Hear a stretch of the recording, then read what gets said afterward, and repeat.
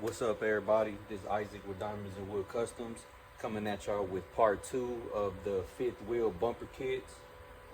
In this video, I'm gonna be going over getting the wheel mounted in the shell, disassembling the bumper kit a little bit so you can, test fit the shell and seeing how everything sits in there and make sure nothing hits when it's opening and closing, and just getting it ready before you put it on the car. All right, so right here on the back, you have your original latch on here. We'll go ahead and pop that, so we can go ahead and start taking off the latch and stuff like that, since we're not gonna need it.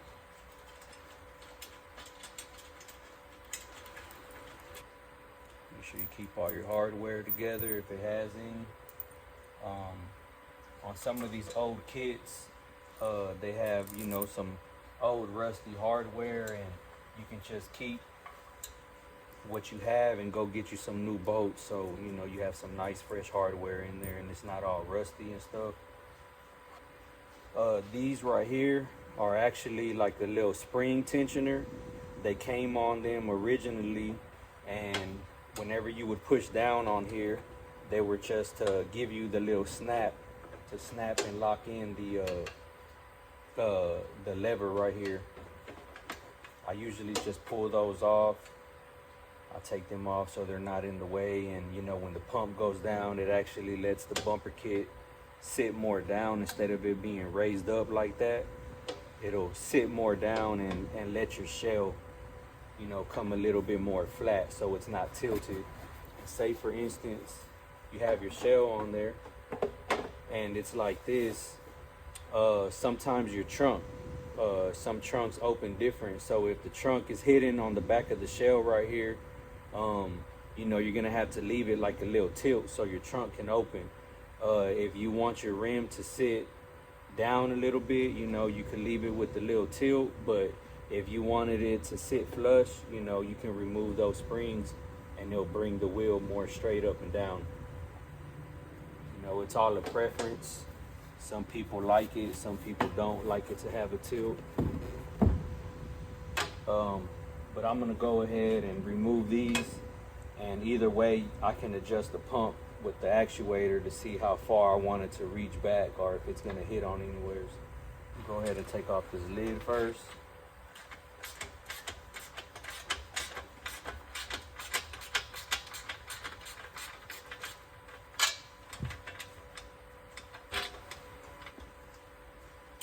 So I want to go ahead and point out these two bolts right here. These are extremely rare and hard to find. There is some people that remake them, and this is a main part of the structure that holds the lid onto the bumper kit, because this goes in here, and when it bolts, and these just let it swivel inside that hole right here. So this is what holds the lid onto the bumper kit. If you lose these, there is no way for this to be held to the actual bottom of the bumper kit, and it will just be, free ranging. There's no way for it to have like a little swiveling point on here. So whatever you do, don't lose these. Try to keep them, separate. Put them in a little Ziploc baggie or something. That way you make sure that you don't lose them if you're disassembling them. There is some remake of them, but they are pretty hard to come by. So just kind of keep them, in a safe place so you don't lose these. All the bottom of the bumpers are the same. The only thing that's different is the size of the shell and the lid also. So if you have a lid that's made for a baby kit, the holes on here are already lined up for a baby kit. The bumper kits are the same, and the shell and the lid have to be for the exact same one. If not, you're gonna have the holes like I said. So keep that in mind if you have pieces and you're trying to put it together.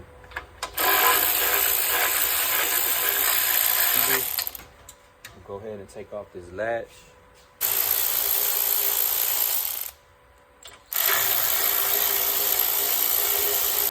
So a cool little fact on these latches, you can see right here it says ENG, and right here it would have the model number engraved, and sometimes it would even say 97 DeVille or 84 El Dorado. Sometimes they do have the model number and the year, make, and model engraved on the plate. So if you're ever wondering what your bumper kit came off of, if you have an original one, you can kind of look on there and it might tell you. All right, so we pretty much got everything disassembled. Now we can go ahead and start getting the shell ready to get measured to be cut. And make sure you tape up the whole outside of the shell in the front. This just gives you somewhere to mark on. You don't have to worry about scratching the paint if it's freshly painted. When you're doing your cutting, you don't have to worry about your machine,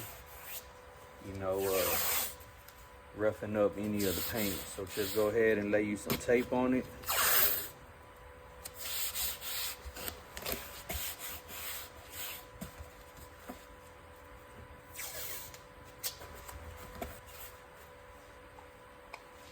You want to go ahead and measure.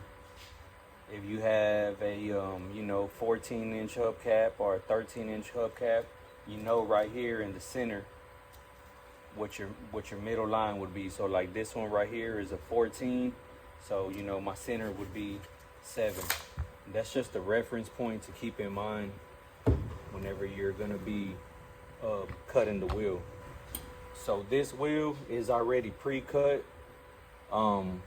If you don't have a pre-cut wheel and you have the whole wheel, you're gonna be cutting the wheel pretty much in half, or however thin you can get to the back of the wheel to where it doesn't leave that wide of a lip back here. So when it sits in there, you have room behind here to add your pump and stuff like that.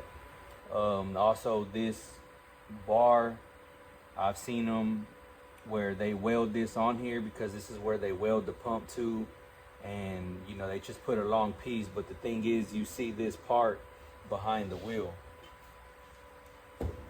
See what I'm saying? You see the back of the bar behind there, and I'm not really a big fan of that. If this was brought to me all new and I did it completely my way, it wouldn't even be visible back there. There's other ways to do it that you don't see a pump back there. Also, it depends on the length of the swanger you have if you're putting a swanger in there.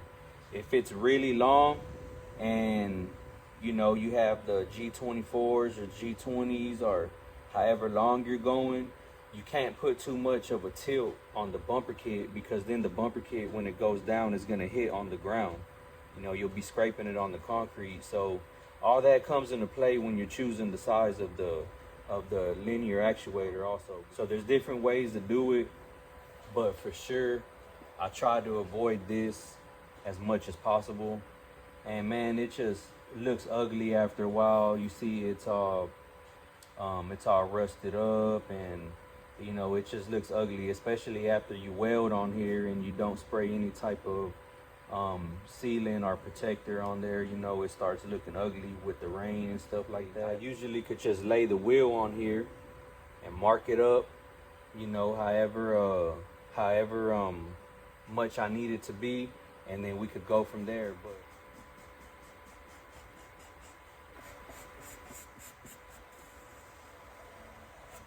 all right, so there it is. I got it all marked up. This should be the inner lip of the rim. So whenever it sits on here, the lip of the rim will be a little bit more on the outside of this line. Now, sometimes you gotta improvise in what you have and what you have to work with, so this is kind of like a rough draft. I may have to do a little bit more cutting here and there to make sure it's even on both sides. What you can do though is, just come from your widest point right here, pick some wares, and just see from the line I have about 2.5 inches. So I'll come straight across to this side and measure over here. And from the line, I'm at about 2.5 inches. So up here, I should be about 2.5 inches, and I am. So, you know, you can kind of just go around and check to make sure that you're the same amount of length all the way around. That'll give you a good reference point. Now, some people, they use a Dremel to cut this out. Some people use a grinder. Some people use a jigsaw. You know, whatever you're comfortable with using, you can use. It's not really that hard to cut. This is an actual fiberglass one. The ENG Classics shell, they're usually like just a hard plastic. So they're not really that hard to cut, you know, so just go ahead and you know, follow your line as close as possible while you're cutting. And then once you do that, we'll drop the rim in here and let's see how it fits. All right, so when you get done cutting it out, you know, you'll end up with something like this, which will be just a cutout of what you did. And this is pretty much what it looks like inside there. You do gotta cut off some of the bottom of the wheel. It depends on what size wheels. On 15s, I really sometimes don't cut off the bottom. It also depends on the length of the poke also, because the spokes come down there. And it depends on what kind of wheel. You know, some wheels you might not need to cut off half the rim on the bottom, and some you might need to. But what this does is it gives it clearance. So when you put the lid on here and it's in there and it's bolted, you can kind of see how it'll look, and it'll sit in there. All this gets cut off, so whatever's down here doesn't hit on the inside of the structure of this. That's the whole reason of cutting off the bottom of the rim. So when it closes, it's not hitting on here and it don't keep it tilted forward. So, all right, so I got it all cleaned up around the lip. I tightened up that bracket a little bit, went ahead and closed it a little bit more. So everything's looking good, everything's looking tight. Now, I'm gonna go ahead and put the lid on here. Let me see what it's looking like with the lid on here.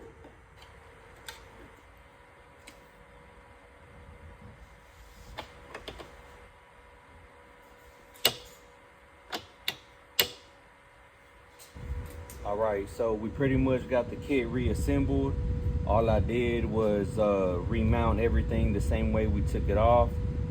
So now that the rim is in there, I got everything held in place. It did leave some 2 outside holes right here because that's where the band was originally supposed to go. But you know, we're just working with what we got. Once again, man, some of these kits, make sure when y'all buy them that the pieces are the correct ones for it.